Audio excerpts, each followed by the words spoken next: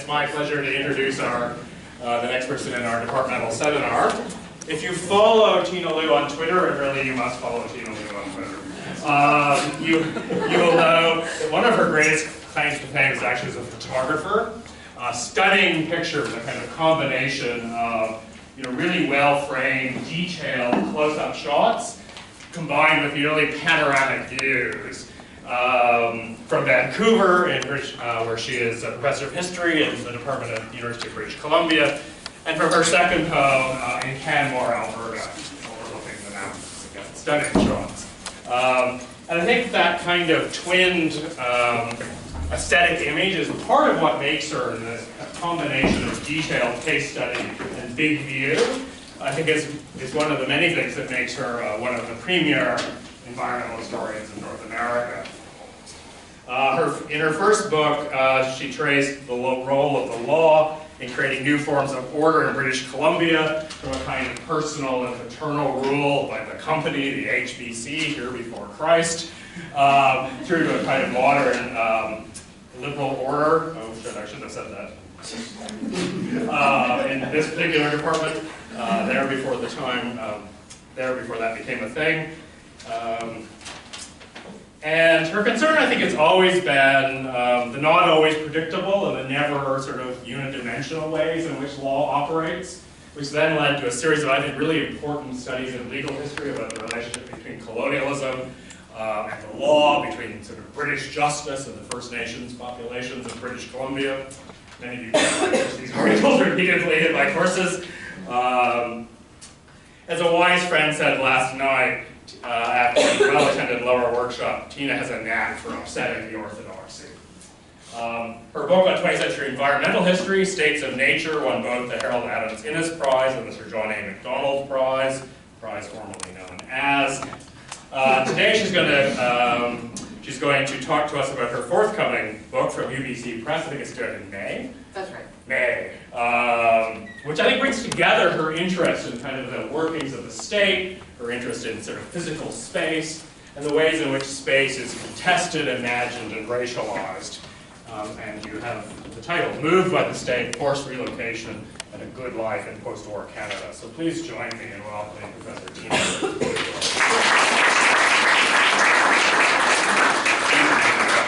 Sure. I can Great. Thanks, Jeff, and thank you all for inviting me here. I'm very glad to be here, given the weather window.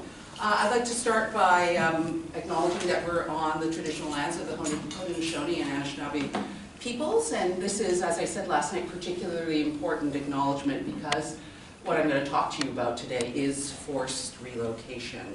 So I'm going to give you, in compressed 45-minute form, an overview of this book that I've been working on for too long now.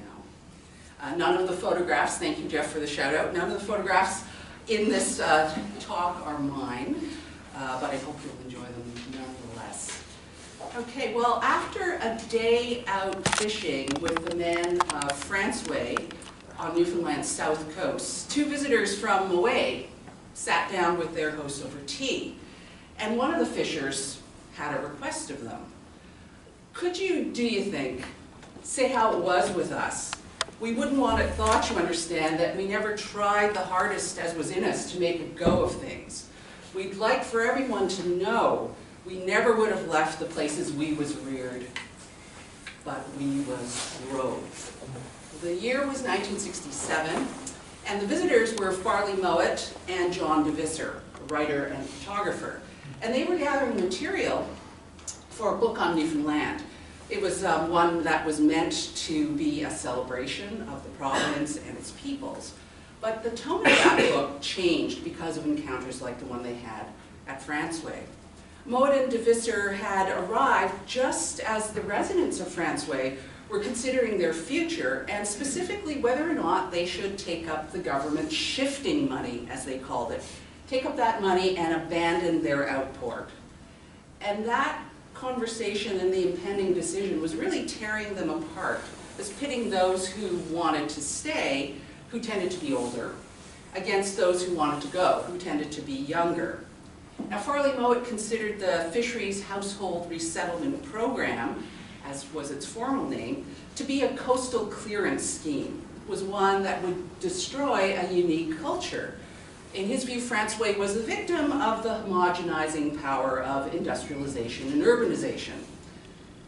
But what happened to it wasn't unique. From the 1950s to the 1970s, the Canadian state moved people, often against their wills, so they could realize their potential. Now in this book and in this talk, I'm going to focus on 5 relocations that capture the range of people who were moved by the state and its geographic reach. So in addition to outport resettlement in Newfoundland, I look at the relocation of the Inuit in the Central Arctic, in what was then called the Keewatin District, and is now the Kivalliq region of Nunavut. I look at the closing of the so-called marginal parishes in the lower St. Lawrence and Gaspé region of Quebec. Then move to focusing on the raising of the neighborhood of Africville, a predominantly black settlement in the north end of Halifax. And I end by talking about the partial destruction of East End, Vancouver. This was a working class and culturally diverse area with a sizable Chinese-Canadian population. Now, all of these relocations are well known, especially in the regions in which they occurred, so I'm not turning up anything new here. Both the academic and the popular work on them focuses on the experience of being relocated, on the violence, on the trauma. And it's impossible to ignore voices like the ones from Francois. These are ones that speak with such force to the impacts of relocation. So those voices resonate even as I take another approach, one that differs in 3 ways. First, I focus much more on the people who did the moving rather than those who were moved. And my aim here is to attach faces and names to the state, right? To try to offer a picture of its agents that is as textured and, yes, as empathetic as the ones that we have of the victims of relocation. Second, I look at these relocations together rather than separately. And doing so, I think, reveals how pervasive it was as a strategy to make good on the welfare state's promise of universality. So if the state couldn't deliver services and opportunities to people, it would deliver people to those services and opportunities. So social security was very much a matter of spatial justice. As Pierre Trudeau insisted in 1968, every Canadian has the right to a good life, whatever the province or community he lives in. And finally, I look at these relocations as part of a larger, more encompassing project of improvement that involved more than just shifting people around. People were rarely just moved by the state. Instead, they and the places that they lived in were remade. They were subjected to what we call development. These were efforts aimed at overcoming poverty by doing what we now call building capacity or empowering the poor. So that's the overview. And my story actually starts in the Central Arctic, in the Keewatin District, just west of Hudson's Bay. So Canadians became aware of the poverty and the environmental and social crisis that was unfolding in that region, thanks largely to the work of the documentary photographer Richard Harrington, who brought to light the starvation of the inland Inuit. In the winter of 1950, caribou didn't follow their usual migratory route, and the consequences were deadly. And though they were moved by the tragedy, the public and the federal government really saw what happened as a sort of natural disaster. This was a sad but, unavoidable end for a so-called primitive people. But there was a change in the semantics of starvation as Ottawa started to consolidate its presence in the north after 1945. To address the deprivation that Harrington saw, the Department of Northern Affairs and National Resources started to move groups of inland Inuit to better hunting areas, or allegedly better hunting areas, in the mid-1950s. But when 40 of them, or nearly 40 of them, starved to death in the winter of 1957-58, the federal government was embarrassed, and it shifted the focus of its policy. Inuit wouldn't be made to live on the land, but instead would be moved, again, this time to settlements on the west coast of Hudson's Bay. Now, in declaring no more Canadians will starve, Prime Minister John Diefenbaker was really signaling a bigger change. Inuit would be given full rights of citizenship, including the provision of a certain level of social security that presumably precluded starvation. But giving the North and its peoples a future would depend on understanding and then exploiting its capacity, both material and human. And in the Central Arctic, mining seemed to be the answer then as now. So Inuit from all over the region, including the starvation survivors, were brought or came to work at the North Rankin nickel mine, which was then the most northerly hard rock mining operation in the world. But when that mine closed in the early 1960s because of falling commodity prices, Ottawa focused its attention on renewable resources to sustain the region. So Inuit were put to work in what the department called organized resource harvesting, as if what they did before wasn't organized, but it was organized resource harvesting. So doing things like catching seals and whales and Arctic char, all of which were processed and canned and sold in both northern and southern Canada. These development initiatives were the result, really, of new knowledges and new kinds of expertise being brought to bear on the North. So you have wildlife biology and economics being deployed to define the problem of the Central Arctic and how to deal with it. Making the Keewatin sustainable would require policymakers to really pay attention to its carrying capacity, to balance resources with people. Right? But as important as carrying capacity was, the insights from social work and anthropology led Northern Affairs to come to believe that giving the region a future would depend even more fundamentally on building the capacity of its residents. And the tool it used to do that was the cooperative. So for Donald Snowden, who was the head of the industrial division of Northern Affairs, co-ops are crucial to sustaining communities because they keep capital in place and they would help foster a sort of regional economy.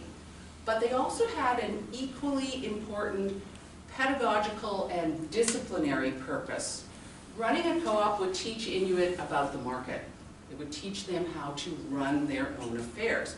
So they would learn through the co-op how to practice formal, collective, democratic decision-making.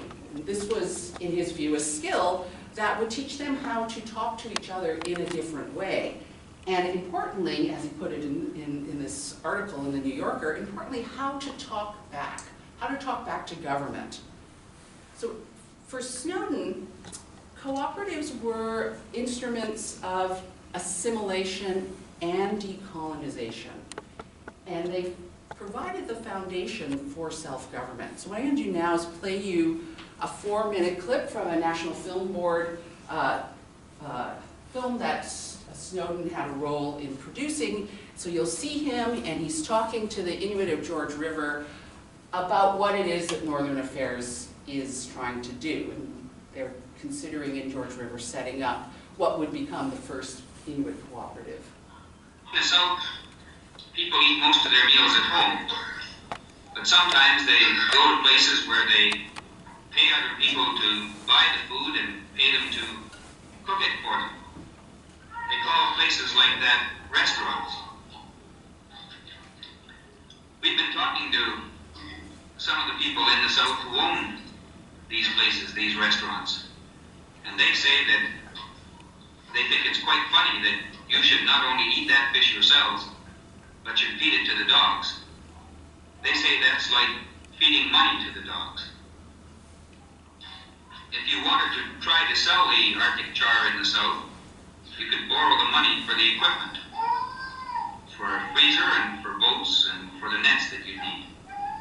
And we could arrange for a ship to come here and put the fish from your freezer into the one that's on the boat and take all the fish to the south and sell it there.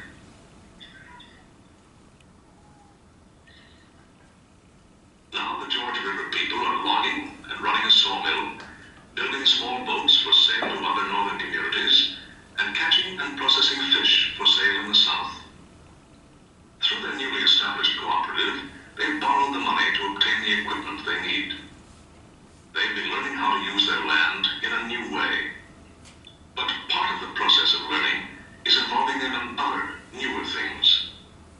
They're hearing for the first time about interest on loans and amortization of capital and incorporation fees and statutory reserve funds.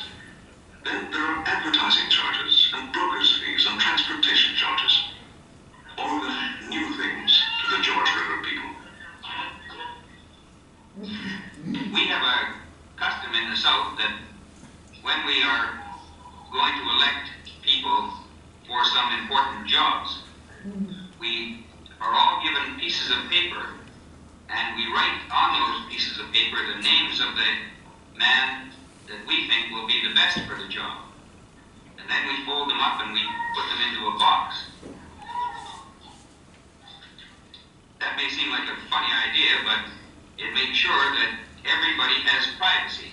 That only the man who writes the name on the piece of paper knows whose name he's written on it.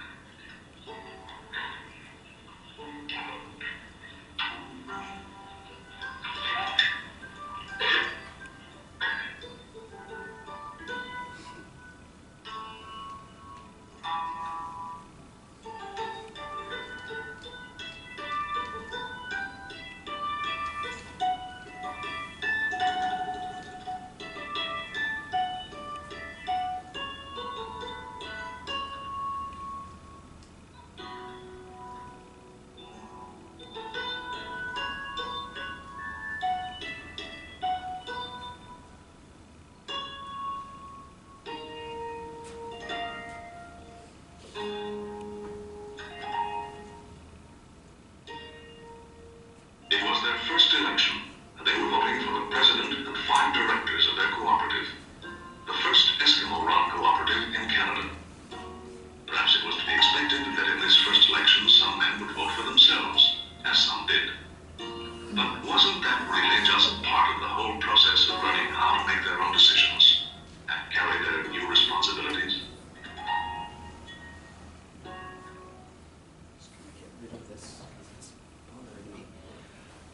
There's kind of a lot going on in that film, which we're happy to talk about at the end, but I hope it conveys to you a sense of the project of improvement here. Well, co-ops were what brought Donald Snowden to Newfoundland, where he conducted a government study of them and then took a job at Memorial University as director of the Extension or Continuing Education Department in 1965. He'd never been to Newfoundland before, but he certainly found himself in circumstances that were familiar. So an environmental and economic crisis, this time the decline of the inshore cod fishery, had led the government of Newfoundland, with Ottawa's help, to try to resettle the province's rural population, moving them from isolated outports to so-called growth centers, which promised better jobs and better social services. Now, in doing so, they were guided by the ideas of the French economist Francois Pierre, whose expertise was really in the dynamics of economic growth. In contrast to neoclassical economists who argued that the market was going to spread growth evenly through space, Peru insisted that growth was uneven, was going to be concentrated around poles or centers of economic activity. Investing in these poles by attracting what he called propulsive industries would have spread effects. So not only would the pole draw more investment and people, but it would also diffuse innovation and prosperity outward. Now, the Fisheries Household Resettlement Program was premised on the assumption that concentrating people in certain locations would have the same propulsive effects. So the presence of a labor force was what was supposed to draw investment to a place like Newfoundland. Well, despite the fact that the program was voluntary, people chose whether to go or not, it was very controversial. And both the federal government and the province were concerned to monitor its implementation. And to that end, Smallwood's shiny new university was put to the service of the state. The sociologists, anthropologists, and economists at Memorial University's Institute of Social and Economic Research got busy recruiting graduate students to do the basic work that would inform public policy. I've got a letter here from the head of ICER to an MA student who was one of Margaret Mead's, trying to get him to come to Newfoundland. So they're busy recruiting grad students to come do the basic work that's supposed to help inform social policy in the province. And the faculty were themselves only too happy to participate in assessing the program and suggesting improvements. And they weren't the only ones. From his position at Extension, Donald Snowden and his staff were also very much involved in shaping the future of rural Newfoundland, again by bringing expert knowledge to bear on it. Snowden, wanted to use the resources at Extension to educate rural Newfoundlanders about the merits of co-ops as a way of giving outport communities a future, just as happened in the north.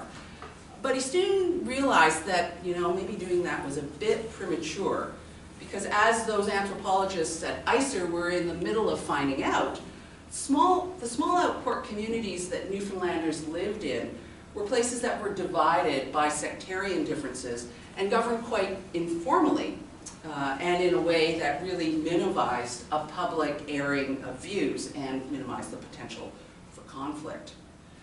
So what that meant was that Extension's first task was going to be to help people learn to communicate with each other differently.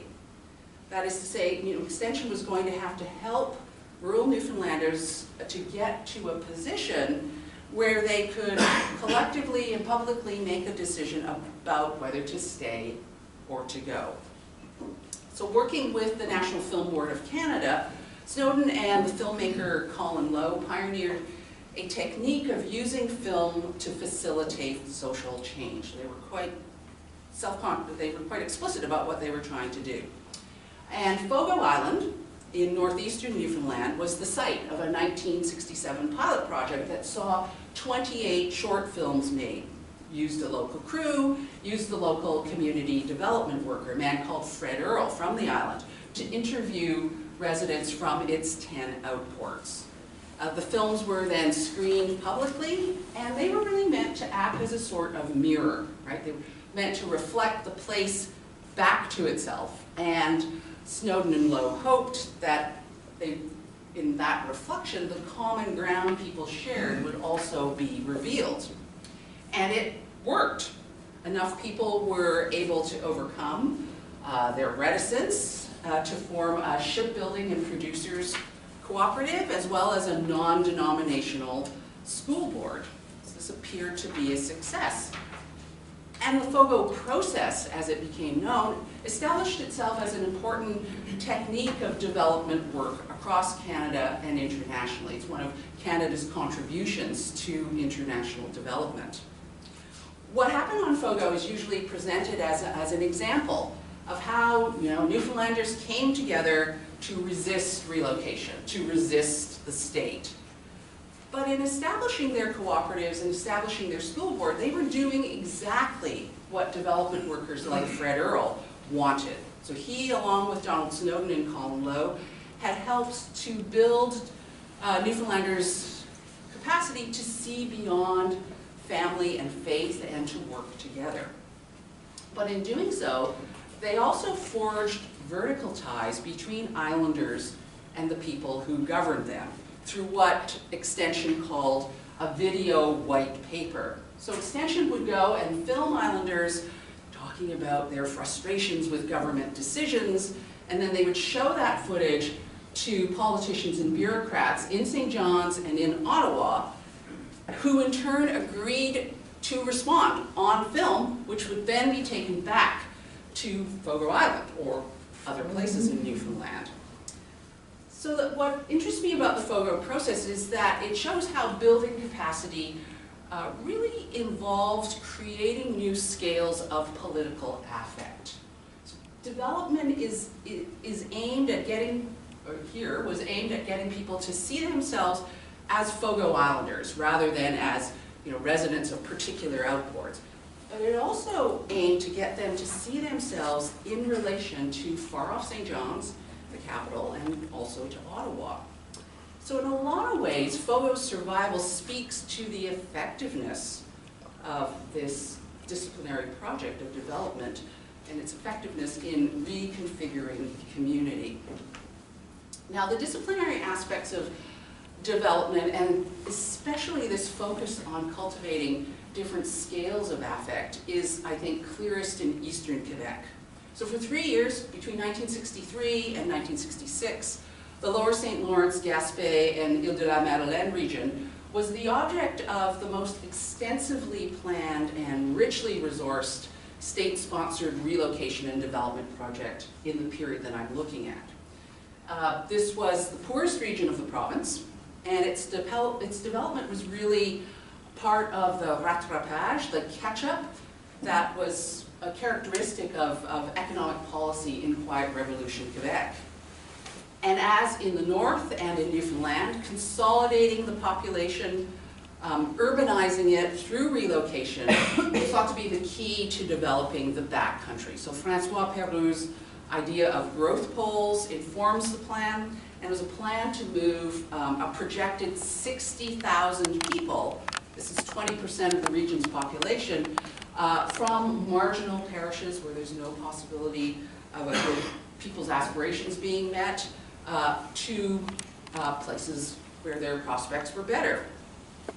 But unlike the previous two cases I've told you about, this time university experts were engaged from the very start, engaged in planning relocation and development. So you have 85 researchers drawn from the natural and the social sciences at Laval, assessing the region's natural and human resources. And they produce this giant 10-volume, 2,000-page report. It has more than 200 recommendations, all for modernizing the countryside through things like consolidating and enlarging operations in forestry, fishing, mining, agriculture, and mechanizing, among other things.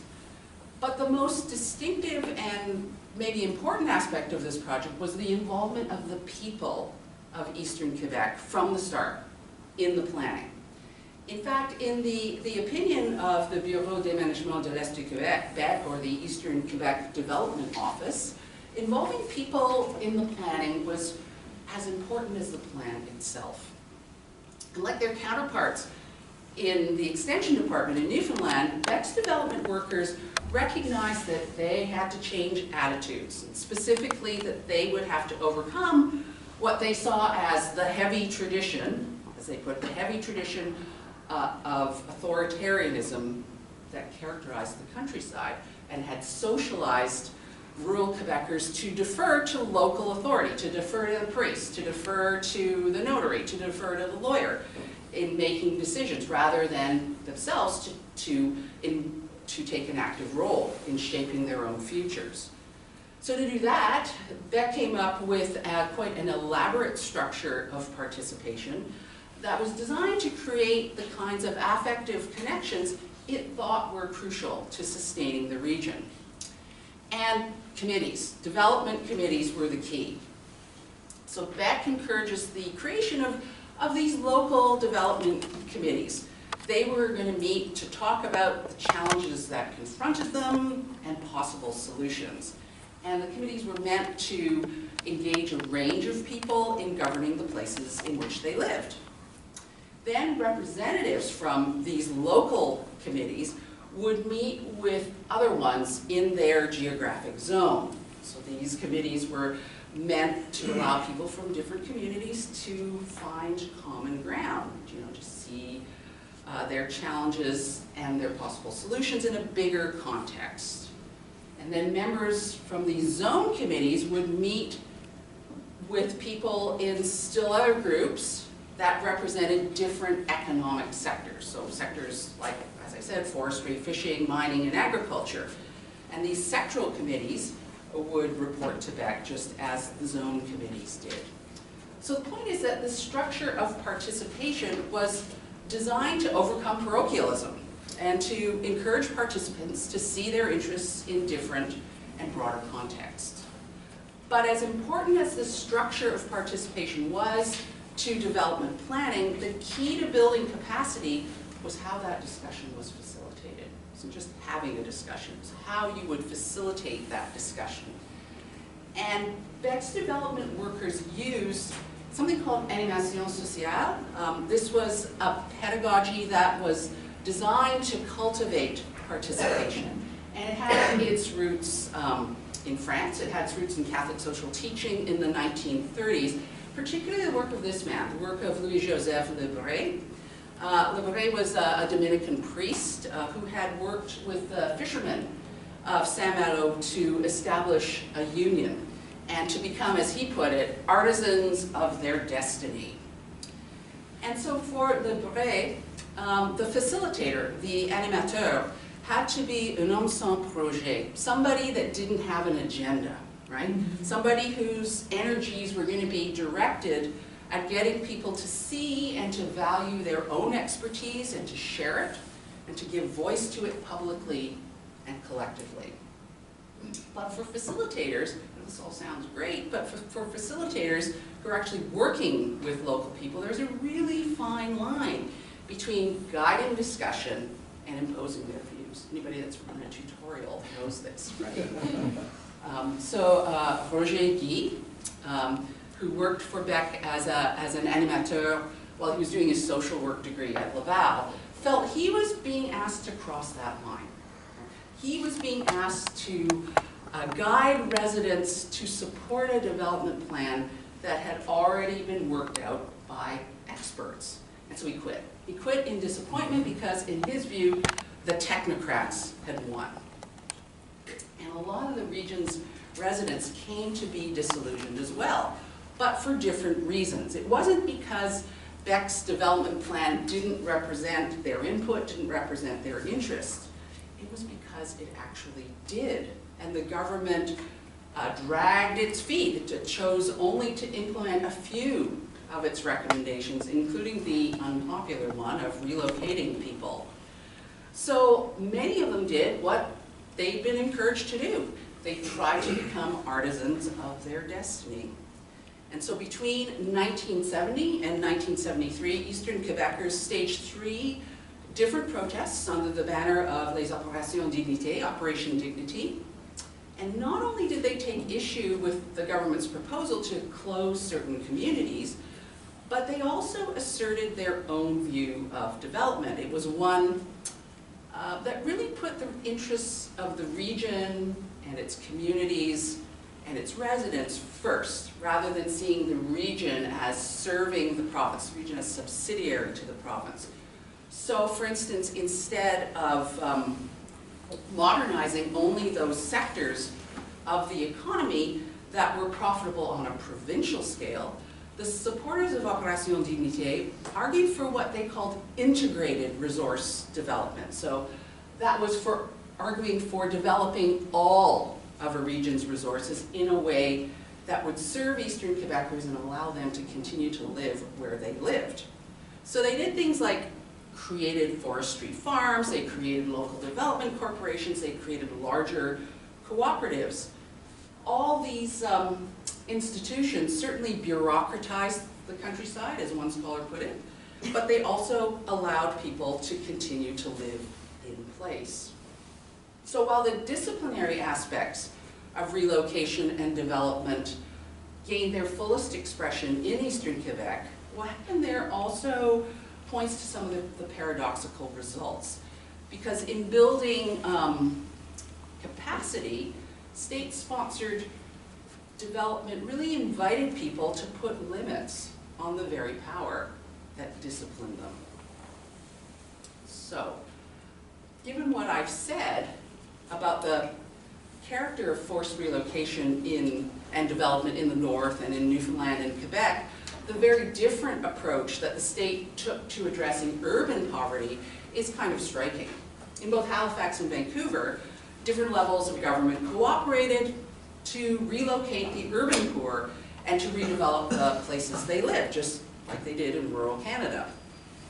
But even as the most extensive participatory planning project was underway in Quebec, the state chose to address urban poverty in a top-down manner. So people in redevelopment areas weren't given any choice about whether to stay or go. They had to go.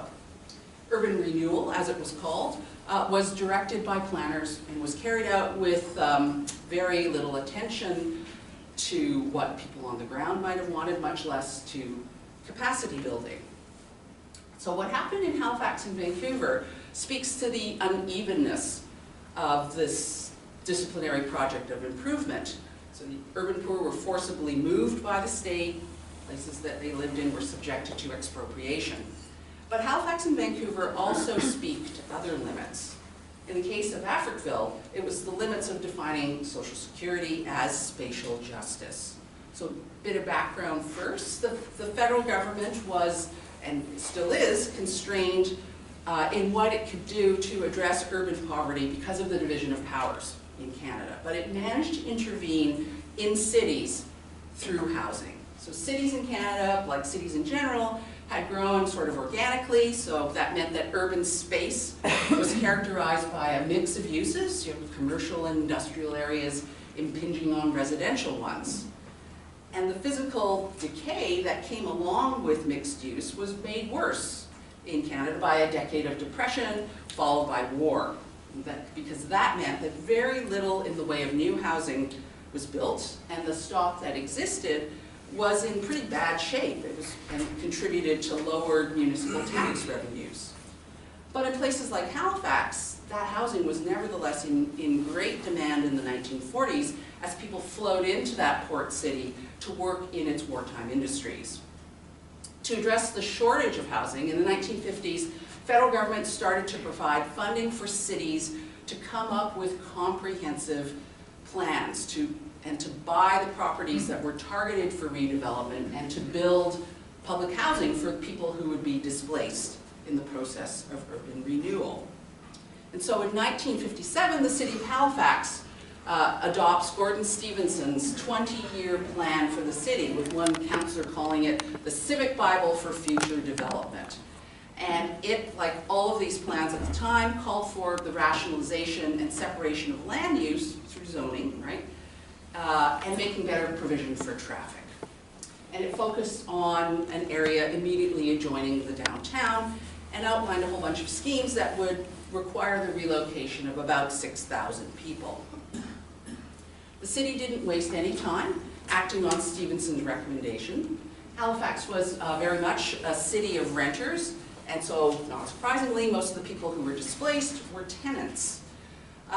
Black Caledonians were the exception to this pattern. They tended to own their houses more than did their white counterparts.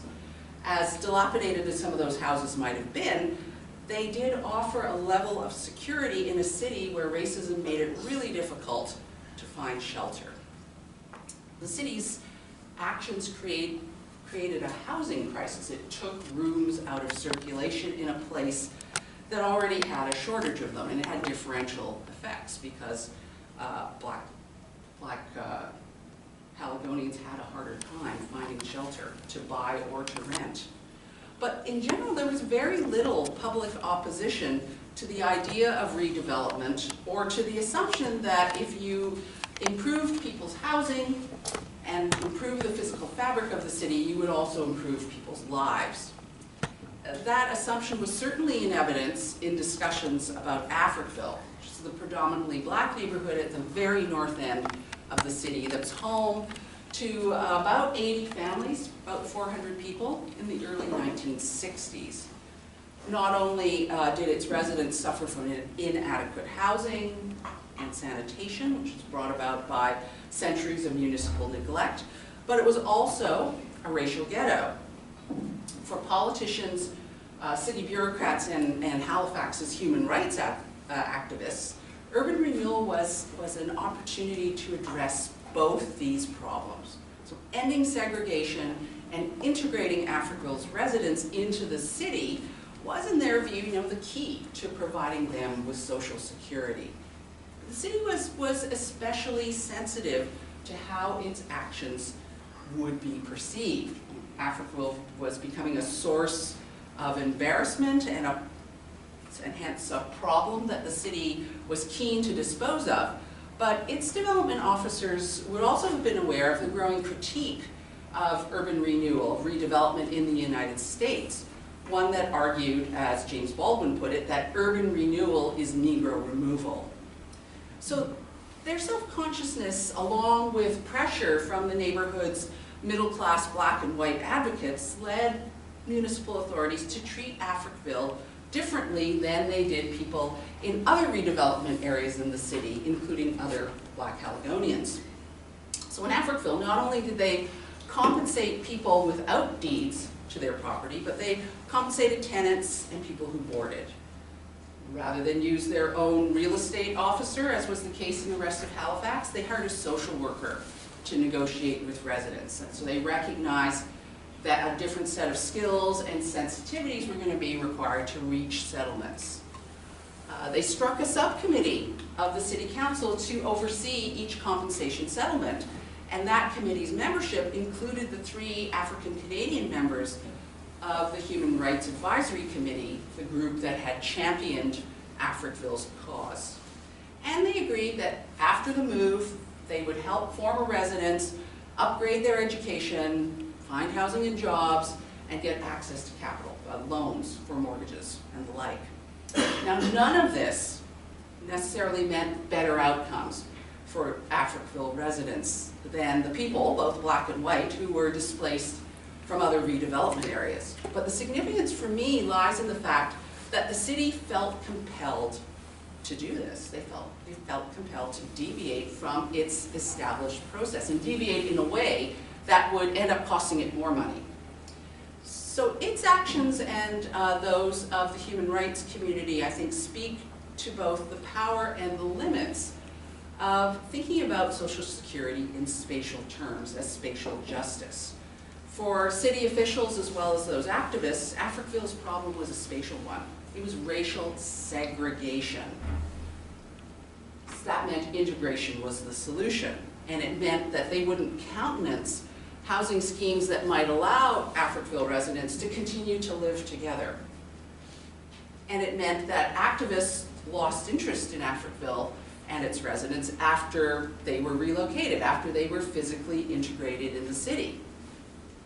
But of course, as we know, physical integration didn't mean social security. In fact, for a lot of residents, like Leon Steed, it had the opposite effect.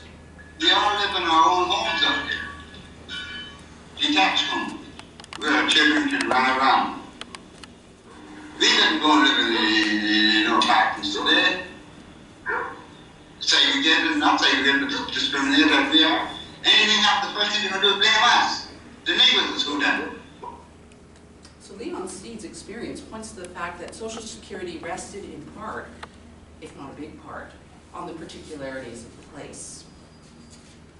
And that was the argument that Vancouver's Chinese community tried to make in opposing redevelopment in the city's east side. Vancouver's comprehensive redevelopment plan targeted an area that, as I said, was home to a poor and working class population that consisted of Southern and Eastern Europeans, of British and Chinese immigrants. And it called specifically for 3 phases of renewal, again, necessitating the displacement of about 6,000 people. And various Chinese organizations registered their concerns, and they said redevelopment was going to deprive residents of easy access to Chinatown and all it provided in the way of services and sociability. But none of this had any effect. The first 2 phases of redevelopment went forward in 1960 and 1963, and about 3,000 people get displaced as a result. But by the time the 3rd phase was scheduled to start at the end of the decade, it was clear that attitudes were changing. Attitudes about urban renewal were changing, even among planners. Many started to question the wisdom of top-down planning. You know, in an era where questioning authority was becoming more mainstream, it was harder and harder to justify embracing expertise that was unleavened by input from those who were the objects of planning. And in fact, the Trudeau government was elected in 1968 on the promise of greater citizen participation in policymaking. And that promise was evident in Paul Hellier's task force on housing and urban redevelopment. So he and his executive assistant, Lloyd Axworthy, were getting ready to cross the country in August of 1968. And they made it clear that they wanted to hear from people who were affected by urban renewal. They wanted to hear from people who lived in public housing. They didn't just want to hear from the usual suspects, from civic officials, from boards of trade. By the time the task force got to Vancouver in November, they had heard a lot that was critical about the federal government's policies. But maybe nobody left as lasting an impression as Shirley Chan. Shirley Chan was a resident of Strathcona, which was the next of Vancouver's East End neighborhoods to be developed, or redeveloped. After the task force left Vancouver, Shirley Chan and her parents and their neighbors organized the Strathcona Property Owners and Tenants Association. They organized SPOTA, which was a multicultural, multilingual, and multi-generational group that organized residents into an effective lobby. And it pushed all three levels of government to fund the rehabilitation of their neighborhood using the money that had been earmarked for clearing it. People in the neighborhood were absolutely ecstatic when the federal government, which controlled the bulk of the money for redevelopment, agreed to SPOTA's proposal in 1970. In SPOTA's view, it hadn't just stopped urban renewal, it had actually reformed democracy. It had become, in its words, a fourth level of government. The historical literature and the popular literature certainly reflects SPOTA's interpretation of the significance of its interventions. You know, this was people power. This is an example of what citizen engagement can do. And while that's not wrong, there's also more to the story, I think. Because for me, the significance of SPOTA's achievements lie in what they reveal about how government can share power at the same time as reinforcing its own. This was especially clear in the workings of the Strathcona Rehabilitation Committee. This was the group that was charged with doling out funds to do home renovations to improve the neighborhood. Now, SPOTA had the same number of seats on this rehabilitation committee as did the other levels of government. But focusing on equal representation really masks some of the inequities. And those become apparent when we look at what the committee did, look at its decisions. So SPOTA had a big say in this sort of thing, in allocating funds in the area of housing rehabilitation, in the area of getting new recreation facilities for the neighborhood. But that represented less than 20% of the money that was distributed. SPOTA had little or no influence in the decisions on the big ticket items. So things like above and below ground services. So I'm talking about things like street lighting and sewer and water mains. Things that would, when they were put in place, and they were, would allow for the kinds of density that people in the neighborhood actually opposed. So it seems like citizen participation was greatest where the expenditures were least. And as the geographer David Lay points out, governments often respond to demands for citizen participation by addressing the particular interests of citizen groups instead of their larger communal goals. So SPOTA wanted housing rehabilitation, and they bought it. The three levels of government could and did point to this as a successful instance of citizen participation, despite the fact that the larger goal of citizen control and neighborhood government, this fourth level, remained elusive. All right, so let me try to sum up here. So the case studies that make up this book encompass a range of people who aren't usually brought into the same framework. But government bureaucrats focused on them collectively, even if historians haven't. These were poor people who lived in poor places, and as such, they found themselves moved by the welfare state as a way to deliver on its promise of universality. But the pursuit of social security through spatial justice didn't end with relocation. The will to improve manifested itself in attempts to empower people in impoverished regions so they could determine their own futures. So development often started with the state deploying different kinds of expertise, especially from the social sciences, to understand the nature and the scope of the problem. But whatever the particular challenges, the solution always seemed to lie in transforming the beliefs and the behavior of the poor through citizen participation.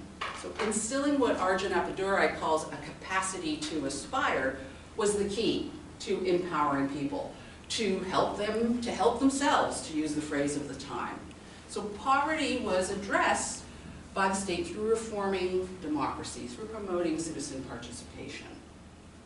But participation, empowerment, and democracy were fickle friends, as one scholar puts it. One does not necessarily lead to the others, because, as I hope you'll have seen, development disciplined as it enabled. It was a technique of governmentality. But it didn't automatically reproduce the existing structures of power. It didn't determine outcomes. And this was because the kind of development the liberal welfare state engaged in involved encouraging the poor to challenge the very authority that empowered and disciplined them, to give the state hell, to use Donald Snowden's phrase. At least that was the hope. And it's hope that I want to end with. Forced relocation and the project of improvement that it was a part of engaged government as well as non-governmental institutions like universities to its cause. So you had bureaucrats and professors, graduate students too. All of them were enrolled in this task of improving the human condition. And the extent of their engagement speaks, I think, to the character of post-war Canada. And this is a time that we associate with affluence and anxiety, right? With growth and containment. And as much as that was the case, the post-war period, I think, was also a time of hope. It was a time specifically when people believed that governments could, and more importantly should, change the lives of their citizens for the better. It was a time when those who wanted to change the world could actually imagine doing so from within a bureaucracy like the civil service or like a university. It was a time when governments invested in expertise and citizen participation as vehicles for policy making. So thinking about how a state of hope characterized the post-war years helps to historicize governmentality. And I think it also helps to historicize ourselves, because we've traveled a long way from thinking about the state as an agent of positive change. And the distance only makes the differences, this hope and this bureaucratic activism stand out all the more clearly as markers of a distinct period in the political cultural history of Canada. Thank you.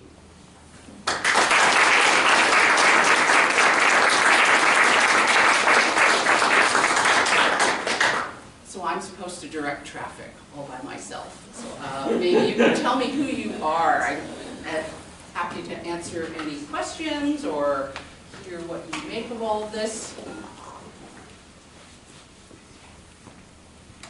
Yeah. Yeah, I'm David Parker. I'm in the history department. I'm a Latin Americanist, and I've got a colleague who has been working on a book about how the Alliance for Progress, roughly we're talking the same time period, a little bit later, to bring development to Latin America, in fact created the same kinds of tensions, community development leading to demands that he argues actually led to the emergence of guerrilla movements and, Yeah, and super the sort of the interesting. radical left of the 60s. So I guess my question is, do you see this as a universal post-war story? Do you see this as, what are the specifically Canadian aspects of it? Are you not really talking about a tension that exists in almost all development programs at all times?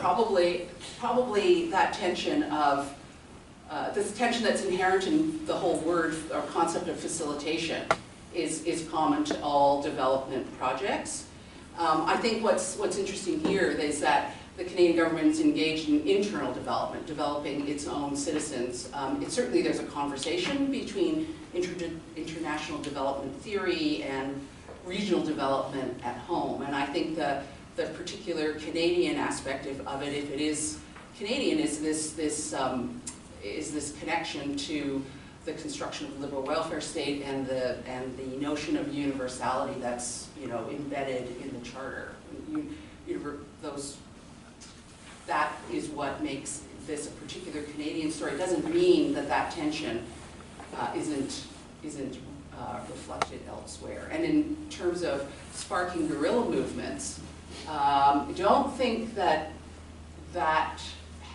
happened in Canada, although the FLQ, the Front de Libération du Québec, did offer to send money to the people who were involved in Opération Dignité. And Inuit talk about cooperatives as being instrumental in forging what they would call a pan-Inuit solidarity that led eventually, through twists and turns, to the creation of Nunavut.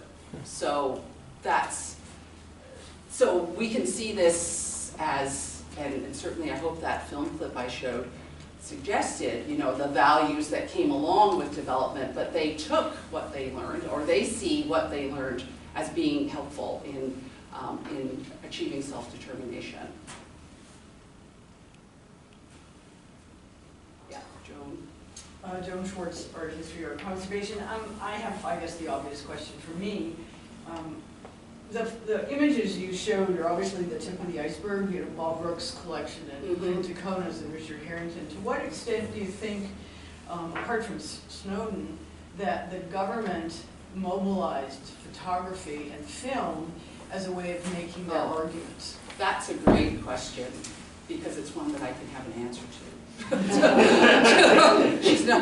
I didn't have a chance to talk about this, but the National Film Board of Canada is instrumental in development work. So in Newfoundland, the Newfoundland project was the first project that led to the establishment of the Challenge for Change program. And this was a program that the government envisaged as showing Canadians the face of poverty, right? By allowing them to hear from the poor themselves. So the NFB did a number of Fogo films like the Fogo Films in different places, in Montreal, on reserves in the Canadian West, all over the place.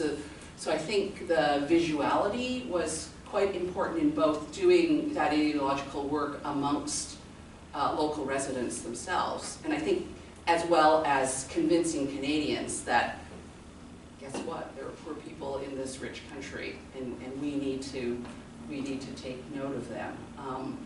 So it was absolutely crucial, and so the NFB was active in Eastern Quebec as well, doing an equal number of films. Later on they become active in Halifax, but that's after the Black community becomes much more politicized because of what happened to Africville, and they send filmmakers in there to kind of document Black activism in Halifax. So yes, absolutely. And also I think we have to remember that this is a time where it's not so, visual images, TV, film are not so commonplace as they are now. So the fact that people on Fogo Island could go into the local community hall and see their neighbors was really something special and different, and had that added effect. Later on, when the American government gets interested in the Fogo process and asks Donald Snowden to come down and consult with them for the Office of Economic Opportunity, it doesn't work so well because it's later and there's more TV and people are like, it's just not so, it's not so different. It doesn't have the shock value that it did in a place like Fogo in the late 1960s. Yep, Karen. Just a footnote to that conversation you were having with David.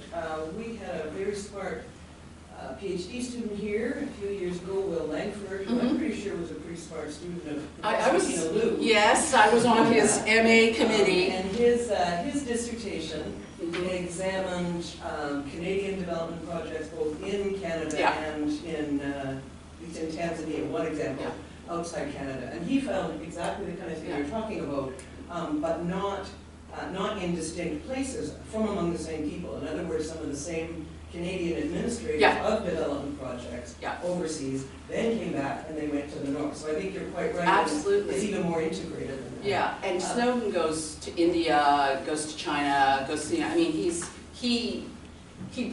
part of what makes this traveling rationality of development and film possible. It circulates. Sorry I interrupted. Can I ask you though, beyond that, well, I really loved what you were ending with. It was, I think, evocative for many of us in this room about institutions such as, not only, but such as universities being places for people to think they could change the world. I wonder if you talked, and it wasn't clear, did you interview any of these people? Because some of them are still of an age they'd be around. Well, what do they say now? I haven't, and you know, so John Snowden died in 1984 while he was abroad on a development project.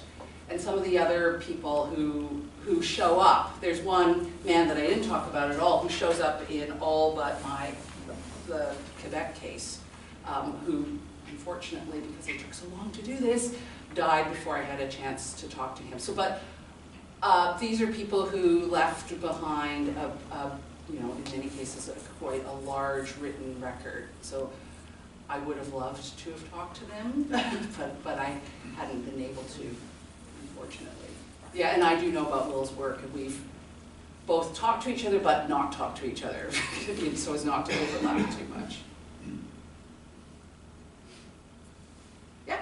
Hi, I'm Hannah. Again, just like sort of jumping off this sort of transnational conversation about this, because like there is sort of a history of like apartheid and like South African government actually consulting Canada in terms of like that relocation of Indigenous folk.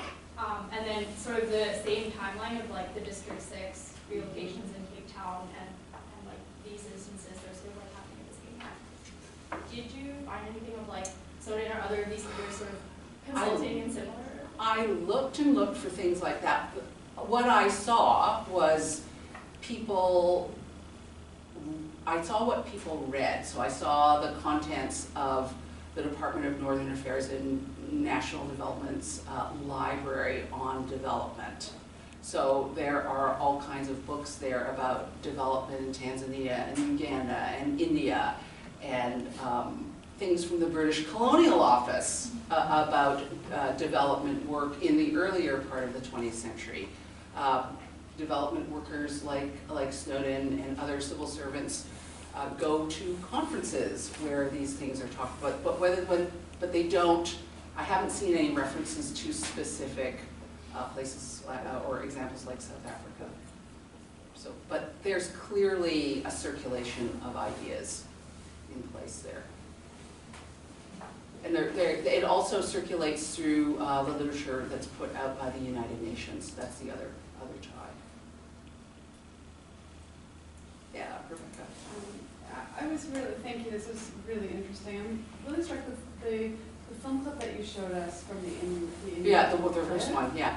Which was so patronizing. Yeah. And so that didn't, I mean, when I try to imagine what this Fogo Island was, I mean, that seems very different. I mean, how did they I should have played the Fogo Island one because it's not so different as you would have thought.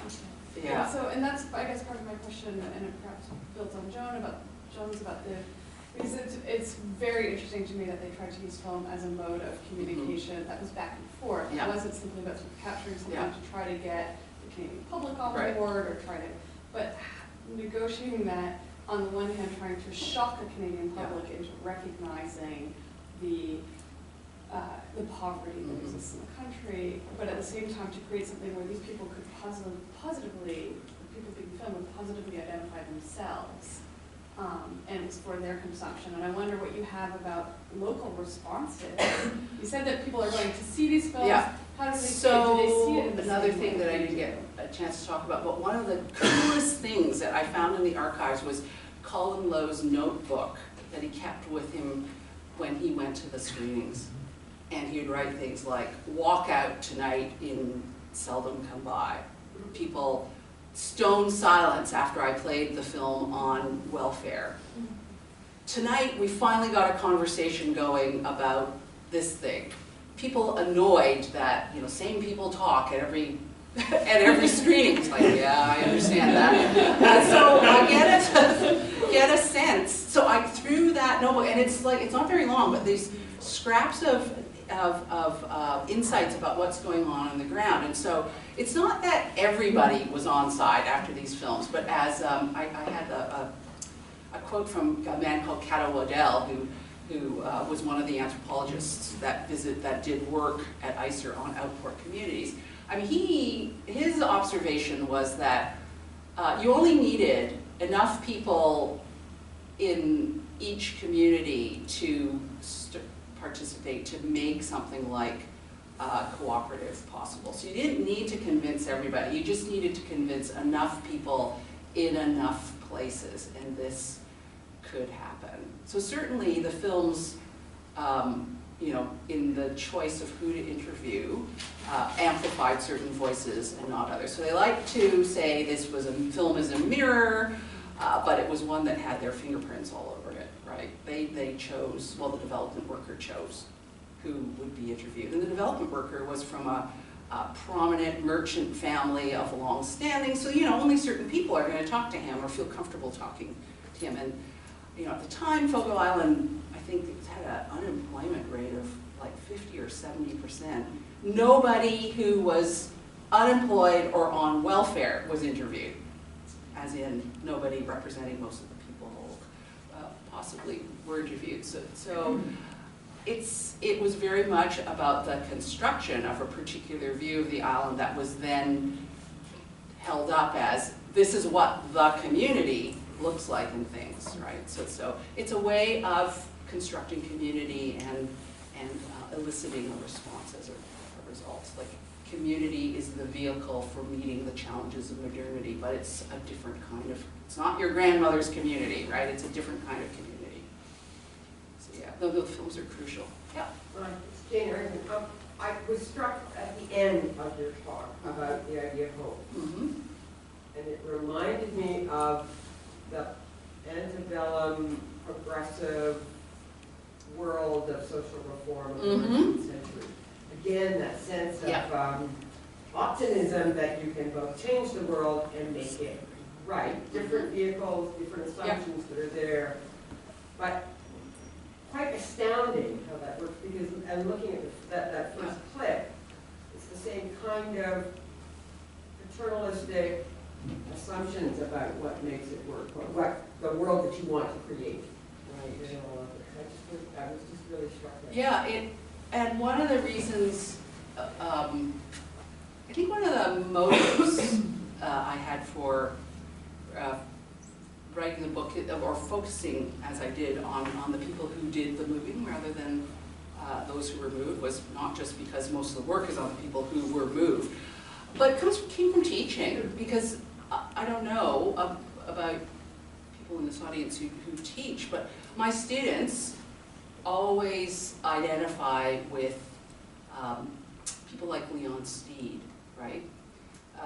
They identify with the people who were relocated, the victims of the state. And that is fine. But the people that I teach at the University of British Columbia are going to be Donald Snowden.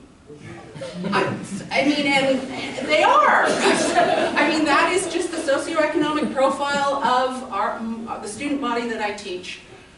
And I would venture to guess the student body that's here. And so I really have had to push them to not just, you know, say these people are evil, and just to engage in the stereotyping, because they are going to be those people, and when they talk about doing community-based research, they're using some of the same language that you heard as so patronizing from Donald Snowden in 1964.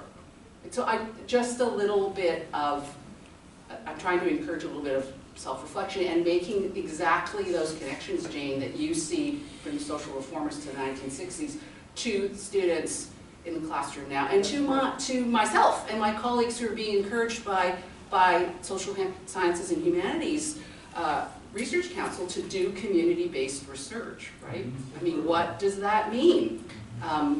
We are those people.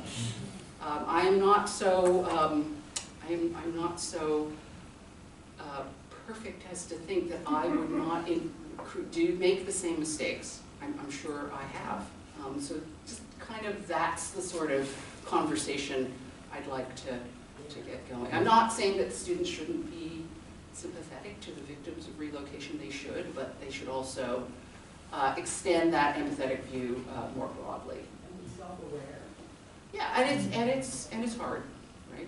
It is hard because, I mean, it is condescending, but then you hear Inuit say, you know, this was the beginning of self-government for us. And you think, okay, wait a minute, there's something else going on here.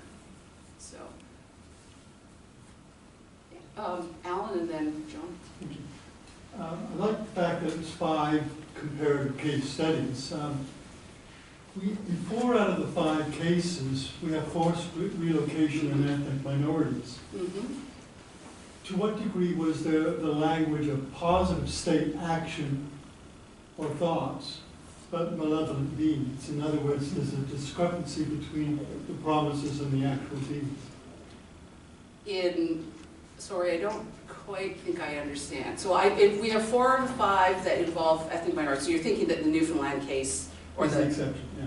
Right, except that I mean, I think that class is a huge issue here. Yeah. And so in that regard, they're the same, and Newfoundlanders, you know, didn't think of themselves in many cases as Canadians then or perhaps now. So you're asking about the gap between expectation and implementation, or? Well, I was thinking that the groups were targeted were ethnic minorities. Right. To what degree does it fit in with the literature that you're more brutal with ethnic minorities? I think that it would fit in with the literature that's being done by people like Francois Pierre on how the language of citizenship is deployed both to justify intervention. So, you know, the Inuit are starving, and Diefenbaker says no more Canadians will starve. And so that's, you know, like Canadians are not supposed to starve to death. And so that language is being used in Africville as well. I talked about this last night. These are old Canadians who deserve a decent standard of life. So citizenship is a rhetorical tool that people use to justify this kind of, to justify entitlements, such as Social Security, but to justify intervention as well, because the lack of those entitlements is rationale for the state to intervene, often in very forceful ways. So there is a connection to policy related to immigrants and or integrating immigrants into Canadian society. Was there, Joan? Yeah. Yeah, I mean, it may be a sort of an epilogue, and I'm not entirely sure how it fits, but Zita Cobb's work on Fogo Island is, yes. You know, there you have the local who goes away, has an incredible sense of place, and then tries to do the redevelopment, right, having the money to do it, right, in place. And I wondered, you know, so she's such an interest. She came to one of my talks once. She scared me. So Zita Cobb founded JDS Uniphase. So she's like a bazillionaire, right? She's this extremely wealthy, and I'm just going to fiddle because I hope that I have a slide here while I talk. She's this extremely wealthy entrepreneur, a Fogoite who made good, and then wanted to come back and give back to her community. And so she decided that what she was going to do was to build this really fancy hotel called the Fogo Island Inn that you can stay in for the low, low price of like, exactly. So that's the Fogo Island Inn. That is what it looks like. They brought Danish architects in to do that. It's an absolutely stunning place. She said, oh, you should come sometime. Didn't tell her how much university professors make, which is a lot of money, but not as much as to stay there. But significant to me is that she's built the film house where she shows those Fogo Island films. There it is. And so she sees this very much as this is local initiative that saved Fogo Island then, and local initiative is saving Fogo Island now, because she, Zita Cobb, is a local. She's built this hotel. It employs locals. You know, it uses local produce. It's really hard to grow gardens on Fogo, but it uses like Fogo Island microgreens would be in your salad. And so she is very much invested in a particular view of Fogo Island that was perpetuated in these films. But yeah, it was just striking that you could go and watch those films when you can. Not all the time, right? Sometimes. But you could, the photograph in the top left is one, like she's got a bunch of artist studios. So you could be an artist or writer in residence. So you could apply for Fogo. I have stayed on Fogo. I camped on the beach. And stayed in a B&B, but it's a stunning, it's just a stunning continuity. So she's of these films, and there's continued circulation because she's very proud. Like when I gave the talk and I showed some of the films, she knew everybody in the film. She knew the families. She said, these people are still here, those people are there. I was at that wedding, you know, and these are our values, and they're still carrying us forward, right? So, anyway, it's on Condé Nast's lists of places to visit, so save your allowance. Anybody else? I don't know how long we go for, but... maybe we have time for one more. Okay, does anybody want to have one more? Or not? Or not. Well, then I'll take the opportunity. Okay, you're going to have one more? What? Are you going to have one more? Oh, God, no. Okay. I had 2 last night, so that's... Oh, okay, so I didn't know there was a quota system. But I just wanted to take the opportunity to thank you again for making the trek in winter and for 2 fabulous talks and presentations to host large audiences. Thank you. Thank you.